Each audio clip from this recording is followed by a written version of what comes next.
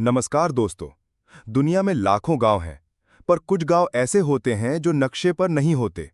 न Google map में मिलते हैं, न इतिहास की किताबों में। फिर भी कुछ लोग कहते हैं कि उन्होंने वहां की गलियों में कदम रखा है, वहां की हवाओं में चीखें सुनी हैं। आज की कहानी एक ऐसे गांव की है जो हर 50 साल में जमीन से उभरता है, सिर्फ किसी को लेने के लिए। अगर आपने कभी सुना हो किसी पुराने जमाने के अस्पताल के पीछे झील है जिसके पास लोग अचानक गायब हो जाते हैं, तो हो सकता है आपने भी उस गांव की परछाई देखी हो। कहानी का नाम है गांव जो नक्शे पर नहीं है। सुनिए, लेकिन संभल कर, क्योंकि कहानी में जो खोता है वो लौटता नहीं। सरकारी दफ्तर की दीवारें जब पुरानी हो जाती हैं तो उनमें दबी हुई फाइलें भी खामोश चीखने लगती हैं। लेकिन कुछ फाइलें होती हैं जो सड़ी नहीं, छिपी होती हैं। विजय शुक्ला मध्य प्रदेश सर्वे विभाग में जूनियर अफसर था। उसे एक पुरानी अलमारी की सफाई करते समय एक धूल भरी फाइल मिली। लिखा था, ग्राम पतझरिया, स्थिति विवादित, सर्वे अधूरा। विजय ने गांव का नाम पहली बार सुना। नक्शे पर खोजा, कुछ नहीं मिला। गूगल पर भी कुछ नहीं, बस एक सरकारी रिपोर्ट। 1984 में गांव का सर्वे स्थानीय विरोध के कारण रोका गया। आखिरी लाइन में लिखा था, पुनः भेजा जाए अगली टीम को, आदेश लंबित। विजय ने ठान लिया, वो गांव का अस्तित्व साबित करके रहेगा। विजय ने अगले दिन सरकारी गाड़ी ली। ड्राइवर रामदीन साथ में था, उम्रदराज, चुपचाप आदमी। रास्ते में विजय ने पूछा, रामदीन जी, आपने कभी पतझरिया का नाम सुना है? रामदीन की आंखें सड़क पर थीं। बहुत पहले। लोग कहते हैं वो गांव अब नहीं है। मतलब उजड़ गया? नहीं साहब, मतलब वो जगह है ही नहीं। अच्छा, विजय हंसा। भूत प्रेत वाली बात मत कीजिए। रामदीन चुप हो गया। शाम 5 बजे कच्चे रास्ते से गुजरते हुए वे गांव के करीब पहुंचे। गाड़ी रुकते ही विजय उतरा। उसने देखा, सामने छोटे से गांव में 20-25 झोंपड़ियां थी, पर कोई आवाज नहीं, कोई बच्चा नहीं, कोई कुत्ता भी भौंक नहीं रहा। वो आगे बढ़ा, पर अजीब बात यह थी कि उसकी परछाई गायब थी। सूरज ठीक सामने था, पर विजय, पेड़, झोंपड़ियां, किसी की भी परछाई जमीन पर नहीं थी। विजय गांव के अंदर गया। एक एक झोंपड़ी से सिर बाहर आते गए। खामोश चेहरे, काली आंखें, कोई मुस्कुराया नहीं। एक बूढ़ा आदमी पास आया। आप सरकारी आदमी हैं? हां, सर्वे के लिए आया हूं। बूढ़ा बोला, यहां कुछ मत लिखना बेटा, ये जगह अब गांव नहीं रही। मतलब? यहां जो है वो दिखता है, होता नहीं। विजय ने ध्यान दिया। बूढ़े की छाया थी, पर हिल नहीं रही थी। गांव वालों ने उसे एक झोंपड़ी में रुकवाया। रात हुई, तेज हवा चली, दरवाजा खुद ब खुद बंद हो गया। सामने दीवार पर एक पुराना रेडियो रखा था। बिजली नहीं थी, फिर भी वो रेडियो खुद चालू हो गया। उसमें से आवाज आई, मत देखो नीचे, वो तुम्हें देख रहा है। विजय चौंका। उसने रेडियो बंद किया, लेकिन रेडियो फिर से चालू हो गया। वही आवाज दोबारा गूंजी, मत देखो नीचे। विजय ने नीचे देखा, और वहां कोई चेहरा था जो जमीन से बाहर झांक रहा था। विजय ने जमीन से झांकते उस चेहरे को देखा। सिर्फ आंखें दिख रही थीं, गहरी, लाल और सीधे विजय को घूर रही थीं। वो पीछे हट गया, चिल्लाया, कौन है वहां? पर झोंपड़ी में कोई जवाब नहीं आया। विजय ने झोंपड़ी का दरवाजा खोला और बाहर भागा। बाहर अजीब बात यह थी कि पूरे गांव में रात नहीं थी, बस झोंपड़ी के अंदर थी। गांव बाहर रोशनी में नहाया हुआ था, पर जैसे उसने फिर से झोंपड़ी की ओर देखा, झोंपड़ी वहां थी ही नहीं। अगली सुबह विजय उठकर गांव वालों से मिला।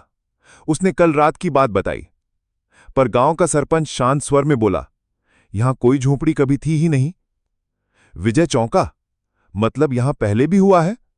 बच्चे की मां बोली, यहां चीजें, लोग सब गायब होते हैं, लेकिन कोई पूछता नहीं।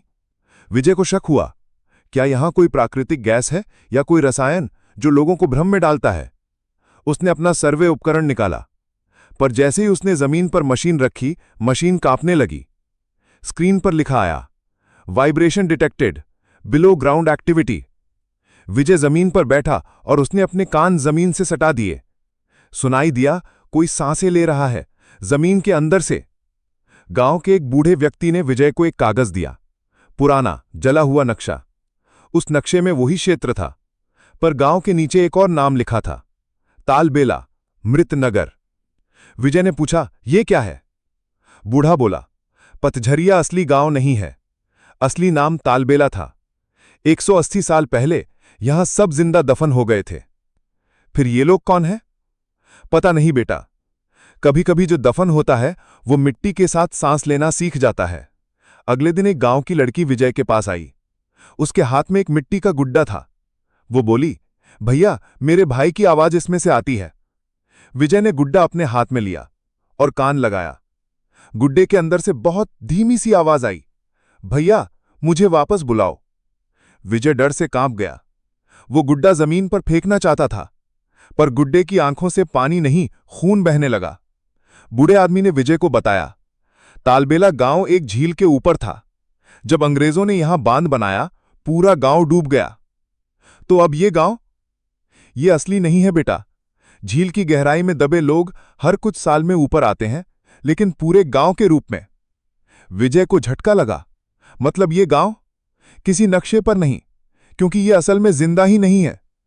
उस रात विजय को फिर वही सिसकी सुनाई दी। इस बार जमीन पर नजर डाली। मिट्टी में पांव के निशान उभर रहे थे, बिना किसी शरीर के। वो निशान धीरे धीरे उसकी ओर बढ़ रहे थे। विजय ने टॉर्च जलाकर देखा, कोई नहीं था। पर एक पल में ही टॉर्च की रोशनी से निकलती परछाई इंसान जैसी बन गई। और फिर आवाज आई, क्यों आया है यहां? हमें चैन से क्यों नहीं रहने देता? विजय ने सब रिकॉर्ड करना शुरू किया। उसने कैमरा चलाकर अपना शरीर देखा। कोई चेहरा नहीं था। आंखें धुंधली, चेहरा मिटा हुआ, जैसे कोई उसकी पहचान मिटा रहा हो। उसके शरीर पर झील के पानी की बूंदें थीं। मैं कब नीचे गया था? मैं अभी ऊपर हूं या पहले से नीचे हूं? उसे समझ नहीं आ रहा था कि वो हकीकत में है या किसी आत्मा के सपने में। गांव में एक आखिरी मकान था, लाल दरवाजा, जिसके बारे में सबने कहा था, उसे कभी मत खोलना। विजय ने दरवाजा खोला। अंदर अंधेरा, सन्नाटा और एक पुराना रिकॉर्ड प्लेयर। जैसे ही वो प्लेयर चालू हुआ, एक आवाज गूंजी, जो भी ये सुने उसे ये जानना चाहिए कि ये गांव हर 50 साल में उभरता है, किसी को लेने। अब की बार विजय को लिया गया है। विजय का दोस्त जो उसे खोजते हुए वहां तक पहुंचा, गांव तक पहुंचा। गांव बिल्कुल सामान्य दिख रहा था। राहुल ने कहा, विजय, तू ठीक है? विजय ने मुस्कुराकर सिर हिलाया। पर जैसे ही राहुल ने विजय की आंखों में देखा, वो आंखें इंसानी नहीं थी। और तभी गांव के बाकी लोगों ने धीरे धीरे राहुल को घेर लिया। सभी मुस्कुरा रहे थे। अब तू भी हमारे साथ चलेगा, गांव जो नक्शे पर नहीं है। आज भी अगर आप उस जंगल की सड़क से गुजरें तो वहां कोई गांव नहीं मिलेगा। पर कभी कभी गूगल मैप्स एक छोटा सा ब्लिंक करता है और उस जगह पर तालबेला विलेज नाम उभरता है। कुछ ही सेकंड में वो गायब हो जाता है।